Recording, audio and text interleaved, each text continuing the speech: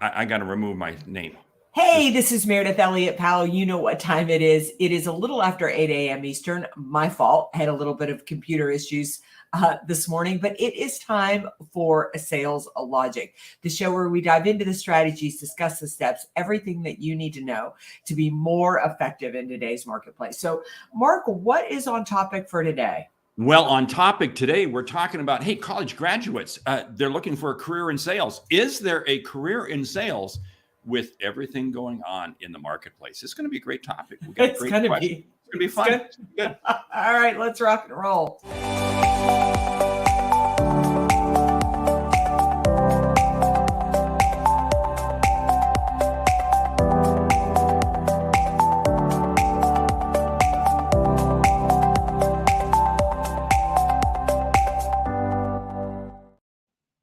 Okay, Mark, I really love to be authentic with the audience. And the truth is, Mark has saved me this morning. I set the show up. I didn't put in a topic. I didn't put in a book. I've got nothing going on. So running around a little bit too much, too fast. So today's show is 100% brought to you by Mark Hunter. So every week we come to you at 8 a.m. Eastern. We've got a hot topic. We've got a question from you, the audience. If you ever want to be a part of Sales Logic, just go to saleslogicpodcast.com. Put your question in there. We will answer it right here live on this show. We recommend a book, and you leave with a lightning round, strategies you can put into place first thing Monday morning. So, Mark, what did you do to save us this week? Well, here's the deal, because I got hit several times this week by new college graduates or MBA graduates saying, hey, I'm looking for a career in sales. What do I do? This is the time of year when students are graduating. And it's also a time of year when I think a lot of salespeople who have been in sales kind of take a step back and say, is this what I want to be doing? So the topic we're going to be talking about, your career in sales. What should it look like? The question today comes from a student I got when I had breakfast this week with a number of students.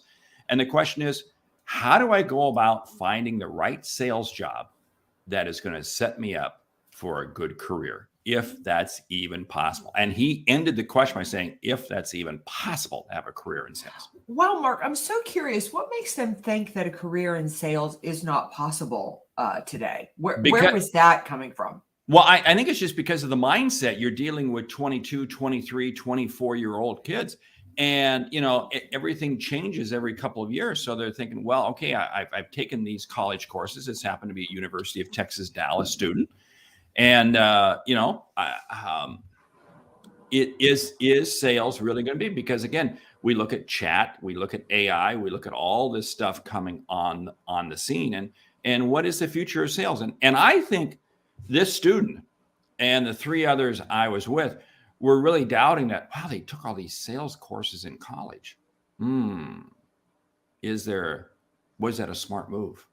Yeah, I would say it was definitely a smart move. There's definitely a career in sales. But I've got to tell you, from what I've been doing this week and where I've been focused, I doubt the information that you have learned is going to be that relevant to the type of sales position you are going to have. I was doing a lot of work. In fact, I ended up calling our friend Sam Richter for some advice on some cold calling that I'm doing, and some things that I think that I need to be doing to shake up my my cold call approach. So I would say absolutely you need to, there's a future in sales. In fact, I still think it's the best position out there. And let me tell you why I think for any college graduate, because sales doesn't care about your age or your experience as it relates to salary. You dictate your life. You dictate your future. The other is, you want to talk about an uncertain marketplace. If you can sell, you will always work. Because if I can sell a widget in one industry, sure, it may be a little bit different, but I can sell it in another industry. So good salespeople, I don't know a single organization that I work with that isn't looking for a good salesperson. So my short answer is yes. I want to dive into what I think you need to be doing to be successful.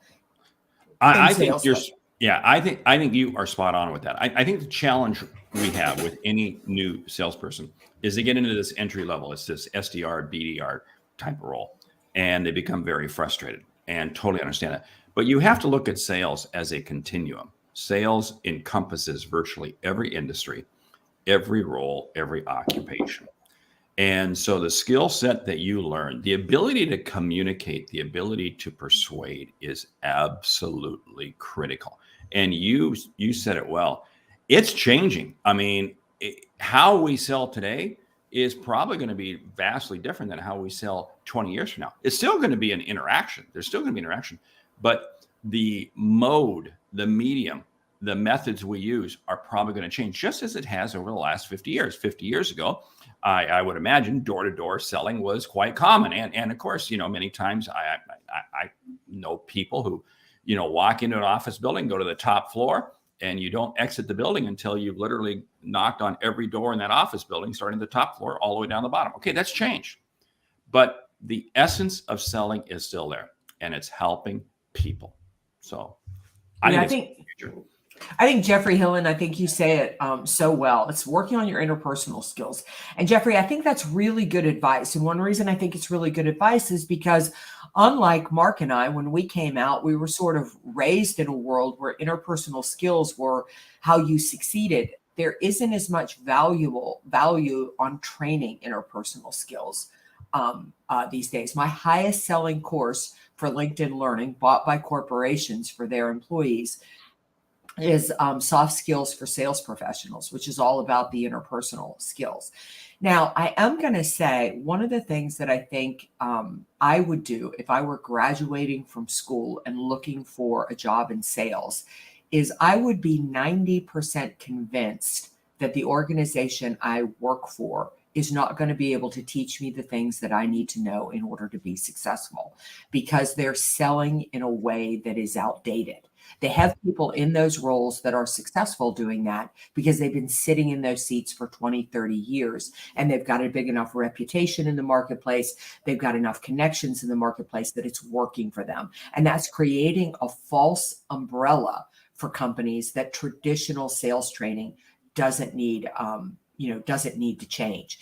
You need to understand, if it were me, I would find a mentor that probably works in the SaaS community, who's got to raise money for startups, who has to do things where companies have no reputation, where they've got to warm up lists, where they've got to buy lists, where they've got to define what's good in a list and what isn't good in a list. Because the difference between when Mark and I were coming up and what's different in sales now is that the skills that you possess of interpersonal skills come later.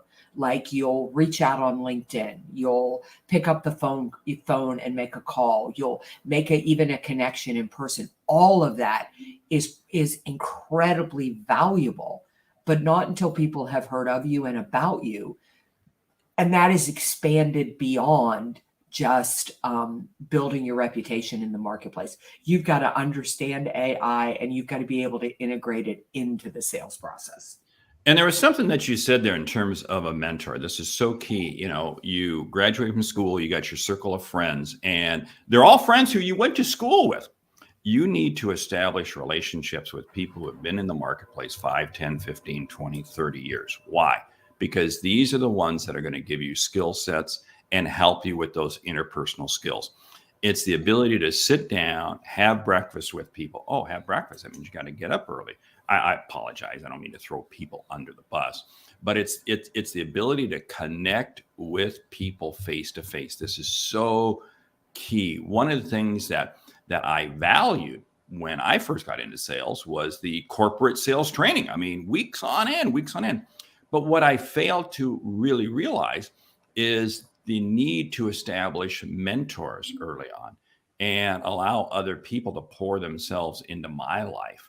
And I stress that with anybody who is looking at a career, and anybody in their 20s, anytime, you need to have people who will pour themselves into you, that you connect with them and you view them as a mentor mentee, because we learn from other people. And what are you doing when you're doing that?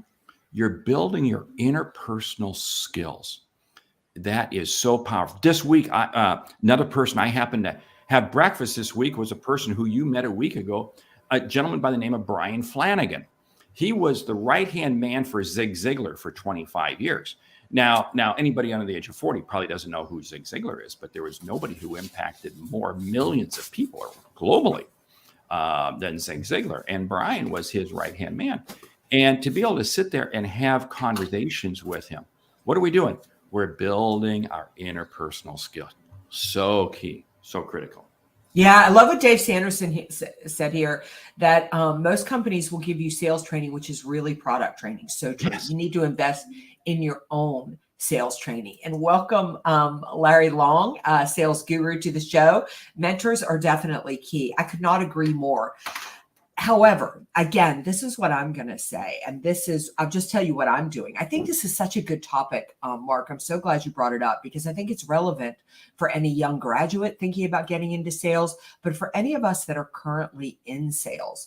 The sales process is changing, and sales training is not really keeping up with it. You're going to have to go get it in. You're going to have to go get it in pockets, and go get, and figure out and build your own sales process. So what would I do and how would I do that? There's a couple of things. Number one, get out of your industry.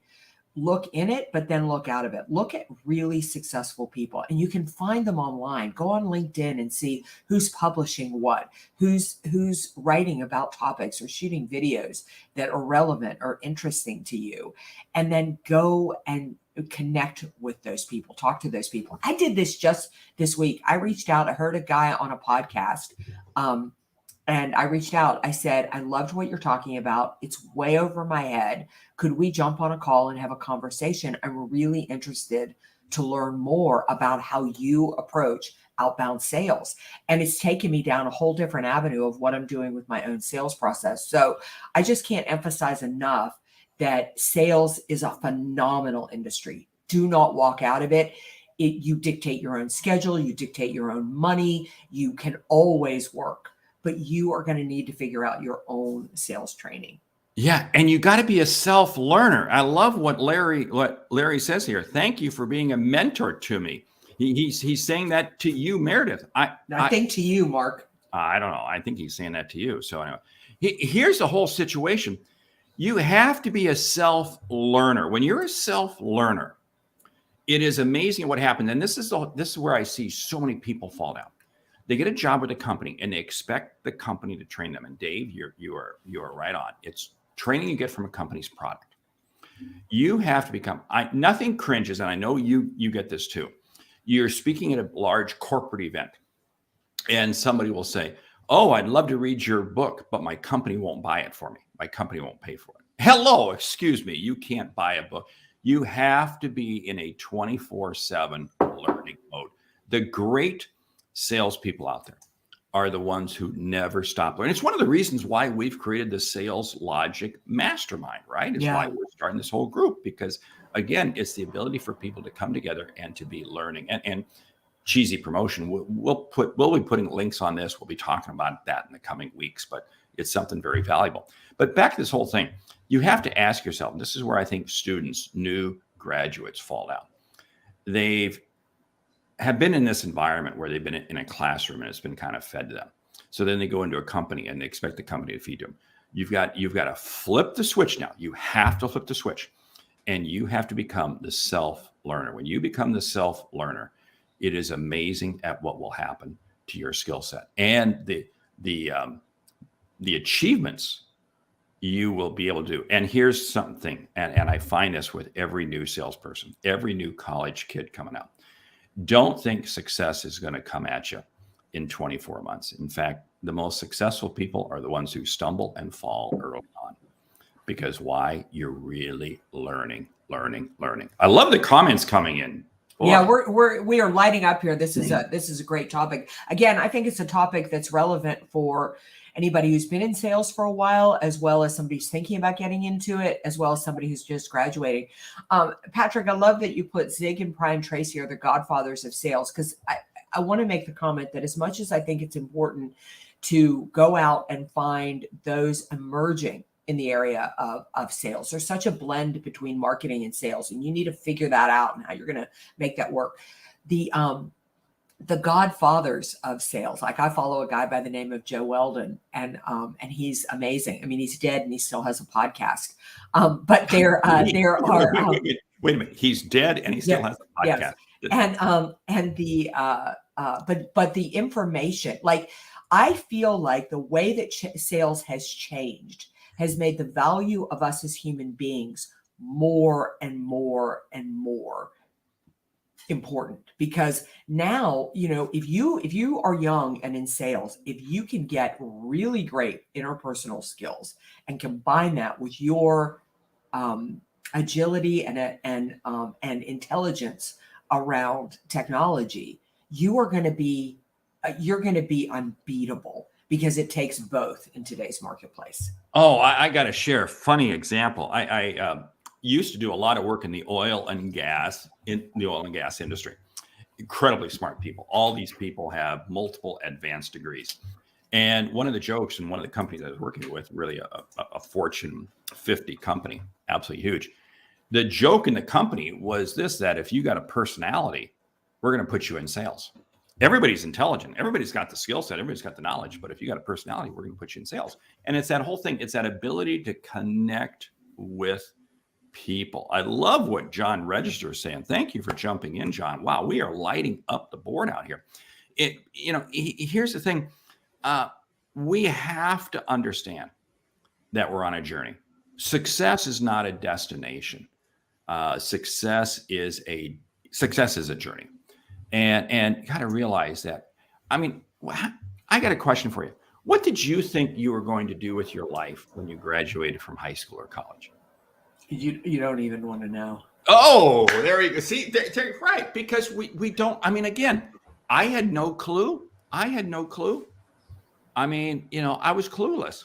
I am as far. My mother wanted me to marry well. That was, yeah. I'm so old that I went to college to get an MRS degree, which is very common. Which is just so funny now. I mean, it's luckily for me, I got into a situation where I had to be the breadwinner in my first marriage. My husband was not well and ultimately passed away, and that changed the trajectory of my life. So it's very interesting that I see so many young people shy away from sales, and you shouldn't. It's such a great profession. Now, stop and think about that. You were faced with some very difficult situations, but it very much impacted you, and it has delivered an ROI, return on investment. I mean, hate to say it in that term. But so true. This is the thing. So when I see sales, when I see new college kids coming out and they want to get this easy job, I don't want to make cold calls. I want it to be very, very easy. It is amazing how it really stunts their long-term future growth. I can't tell you the number of VPs of sales, the number of CROs who I meet as we go back through history of their lives. They began life making 200 calls a day, outbound calls a day, 100 outbound calls a day. And they hate it and they hated it and they hated it. But then 20 years later, they're in a CRO position or they're a CEO position. I mean, it is amazing at what pain early on can deliver for you. So don't shy away from a difficult job. Yeah, John, I love what you're asking here about sales is different and sales is changing, and interpersonal skills are really what need to be taught today and are lost. I could give you an example. Last night, I got home from a speaking engagement and went over to our club to play tennis. And it was a tennis social, and it's Friday night at the club, so everybody's down at the pool. And my husband and I finish playing tennis. We go down to just grab a sandwich before we head home. And there were two kids sitting next to us at a table, and they were not talking to each other. They were head down on their phones. Now, understandable. I mean, I'm like that sometimes too. But the difference is that when I was a kid, there wasn't a head down on the phone. I had to be talking to the kid sitting across from me because I didn't have another choice. There wasn't anything else for me to do. And therefore, these young people today have a different set of strengths and a different set of skills.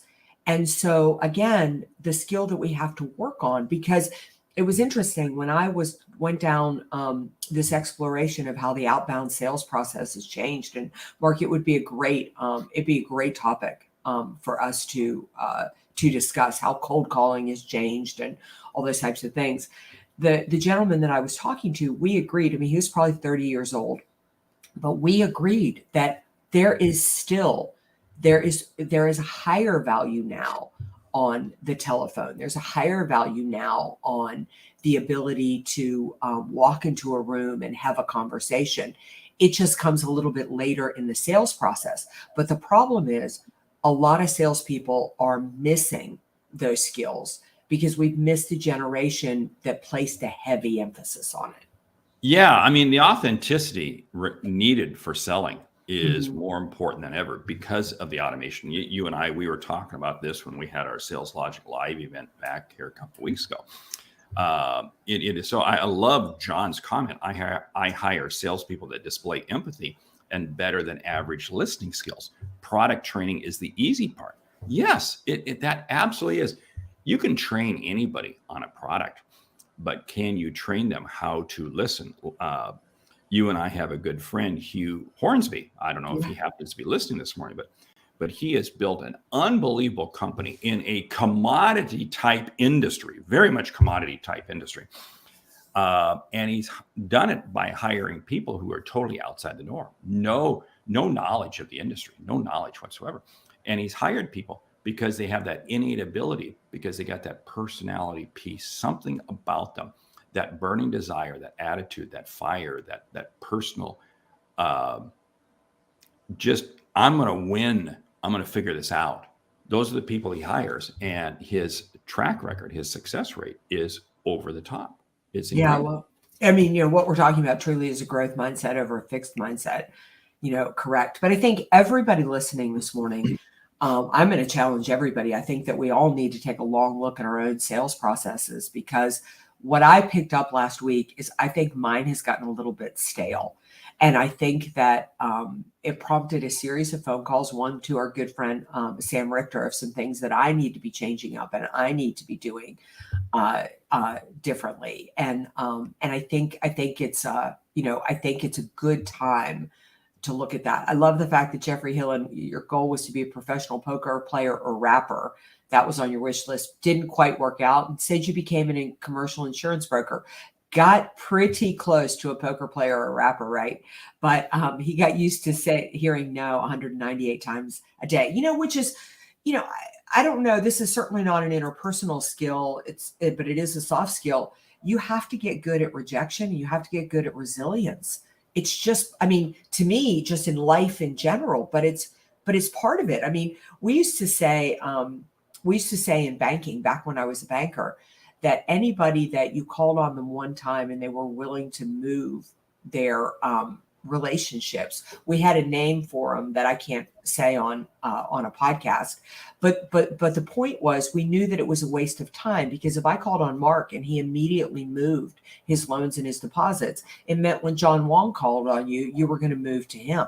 Like there was going to be no loyalty, and we had sort of a dirty phrase for them. So rejection is part of it. I expect Mark to make me want to win that relationship. And I want somebody who's thinking, who's like, well, I'm not sure. So, when we get turned down for a speaking engagement, it just means no right now. You weren't the right fit this year. Thank you. I always use the expression, no is only a moment in time. Yeah. Period. Hey, we got to be moving along. So we got to get to the book. The book, New Sales Simplified. Anybody coming out of college, anybody new in sales, I suggest you get this from our good friend, Mike Weinberg. He's actually got a fourth book coming out. He is writing another book right now, but New Sales Simplified. Pick it up. It's been out about probably 8 or 10 years. Yeah. It is absolutely gold. So anyway, with that, are you ready for the lightning round? I am. You know what, Mark? So tell everybody though about our mastermind. Oh, yes. Hey, we are creating Sales Logic Mastermind. What is this? This is a community where like-minded people come together, and it gears up July 1, and it's going to be, you're going to be able to have an experience with Meridith and myself on a regular basis, monthly calls, monthly events. We're going to have a vault with materials, with content that you're going to be able to listen and learn from. You're going to be able to have a community where you can converse back together. But Sales Logic Mastermind, we are really excited about it. People have been asking us to do this for a long time. Okay, Meridith and I are a little slow, okay? But we got our act together. we are rolling with it here real soon. So yeah, if you want to be part of the journey, if you want to get on board, if you love conversations like this, but you want to roll up your sleeves, you want to deep dive, you want to be a part of this mastermind. yeah, The goal. yeah. Go ahead. No, go ahead. I was going to say, email us right now and just say, hey, keep me in the loop. Let me know. Because again, or jump out to Sales Logic Podcast. There's an email form there you can fill out. But let us know that you're interested, because we'll be having details on this in just a couple of weeks. Yeah, John, I'm going to answer your question real quick before we jump into the lightning round. And you have a keynote activity, and less than 15 have completed the activity. Not surprising at all. The biggest thing I think that is missing in people in life is the information on how to be successful is all around us. It's right there. Just like I said, I picked up the phone this week, called somebody, got great information, but people do not take action. That is the thing that we know, and that we realize. So, all right, Mark, lightning round. Lightning round. You hit it right there. Top 10 things to be successful. Geared for a new salesperson, geared for a new college graduate, but I don't care. It's for all of us. The top 10 things to be successful. Go. Well, I'm going to start with the discussion that we were having, and that is that it's find a mentor, find a role model. I love that. Not only should you be a mentor to somebody, but you need to have a mentor for yourself. Go ahead. Oh, okay. So this, but not a different one. Second is that you need to put yourself on a course of studying sales. You need to become a student of the industry. Become a student of the industry by saying, what books am I going to read? Set yourself a goal. It might be 5 books, 10 books, 25 books, whatever it is, but get reading, get learning. Yeah, I would say get a job and get active in sales. You're going to learn more by doing it than sitting on the sidelines and waiting until you're good at sales.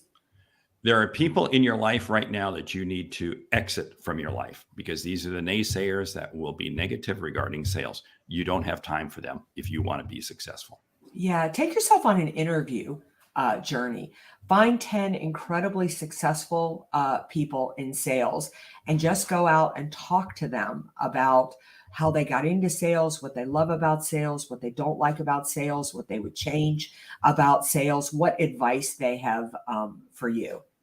Set your thinking that, yes, you have daily goals and so forth, but you're on a long-term journey. Success in sales does not come overnight. It is a long-term journey, and set yourself with that mindset. Yeah. Let go of the fact that your boss is going to be or should be your sales trainer. Unfortunately, we work in an industry where a lot of sales leaders are really good salespeople. They're not good at developing salespeople. So be okay with the fact, and don't have an expectation, and certainly don't waste your time trying to turn your sales leader into a good sales leader. Focus on the people you get to interact with, not on the product you sell. It's not what you sell, it's why you sell, to quote Simon Sinek. And that is, you're helping others see and achieve what they didn't think was possible. Why don't you share one more? I'll share one more. We'll close it down. Yeah. Set little mini goals and milestones for yourself. Far too often you go into organizations and they want you to go from 0 to 60. They set these goals for you, and that it can feel defeating. And so just make sure that every 2 to 3 months, you're in a better and more successful position than you were 2 to 3 months ago. If you were closing nothing at the beginning, closing a few deals is progress. That's how you'll learn. And hey, make sure you're listening to Sales Logic Podcast. With that, we want to say thank you for listening to Sales Logic Podcast. If you like what you hear, subscribe, rate, and review the show on your favorite podcast app. If something we've said has earned you a single dollar, consider telling a friend, because it's how we grow when we help you grow. I'm Mark Hunter. And I'm Meridith Elliott Powell. Remember, when you sell with confidence and integrity, uncertainty suddenly becomes your competitive advantage, and the sale becomes logical. All right. We will see you right back here, 8 a.m. Eastern next week. And I promise you, Mark is not going to have to save me. I will get it together, have the topic, have the question, have everything in there ready to go. Today's show is truly brought to you by Mark Hunter. I just grabbed his coattails and went along for the ride. Check out Sales Logic live. Go to saleslogicpodcast.com. Look at the mastermind. We'd love to have you be a part of it. And together we are really going to build our sales strategy and close more deals this year. We'll see you next week.